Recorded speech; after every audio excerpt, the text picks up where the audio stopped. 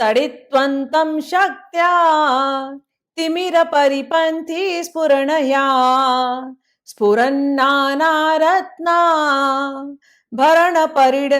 परिणतेन्द्रधनुषम् तव श्यामं मेघं कमपि मणिपूरैकशरणम्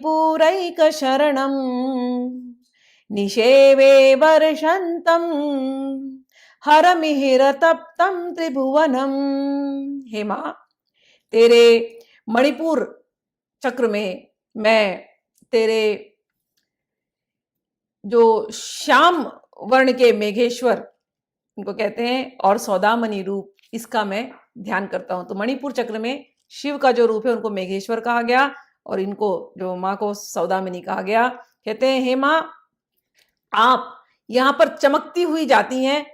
देखो, स्वादिष्ठान में जल तत्व है और मणिपुर में अग्नि तत्व है, लेकिन जब तपस्या हम करने शुरू करते हैं तब की अग्नि की वजह से ये जल तत्व समाप्त होकर के ये इवापोरेट होने लगता है और जाकर के मणिपुर जिसको हम कह रहे हैं वहां पर ये जाकर के काले बादलों के अंदर जमा हो जाता है, काले बादलों जैसे जमा होता है। लेकिन वहां पर कुंडलिनी शक्ति जो है वो बिजली की तरह नजर आती है, सौदामणि की तरह नजर आती है। और जब और व्यक्ति तपस्या करता जाता है तो ये जो तपस्या की जो अग्नि है ये बढ़ती है, ताप बढ़ते, तपस्या करती ताप है, तपस्या की अग्नि बढ़ते बढ़ते बढ़ते बढ़ते अब यहाँ अग्नि एक्टिवेट हो गई है, हृदय में सूर्य एक्टिवेटेड हो गया है, तो कितनी ताप बढ़ेगी। लेकिन ये सौदामणि की तरह ये जो जल है, ये जो जल तत्व वहां जाकर के नाभि में बूंदों की तरह बन जाते हैं और बूंदों की तरह थोड़ी देर में ये अग्नि को पूरी तरह से कैप्चर करने नहीं देते, ये ठंडा कर देते हैं। समझो, केवल अग्नि तत्व बढ़ा हमारे अंदर तो हम कैसे जिएंगे, नहीं जी सकते। तुरंत फिर ये जो जल तत्व के कण हैं ये बारिश की तरह, फुहारे की तरह अंदर हमारे प्रकट होते हैं और हमको ठंडा करते हुए जाते हैं। तो शरीर का, ध्यानी का जो है बैलेंस बना रहता है। ध्यान करते समय बहुत गर्मी आएगी, लेकिन धीरे धीरे वो गर्मी अपने आप कूल होती है क्योंकि जल तत्व एक्टिवेट होते हैं। कौन है ये जल तत्व? कहते हैं हेमा, वो आप ही हो, कुंडलिनी की शक्ति की जैसे आप ही एक्टिवेट होते हो।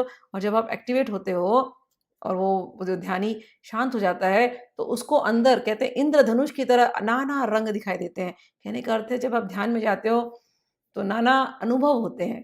तो वो जो है, जो ध्यानी है वो भले तपता हो लेकिन आप जो है उसको ठंडा करती जाती हैं। तो कोई आपके मणिपुर पे ध्यान करे तो मणिपुर पे किसका ध्यान होता है? मेघेश्वर।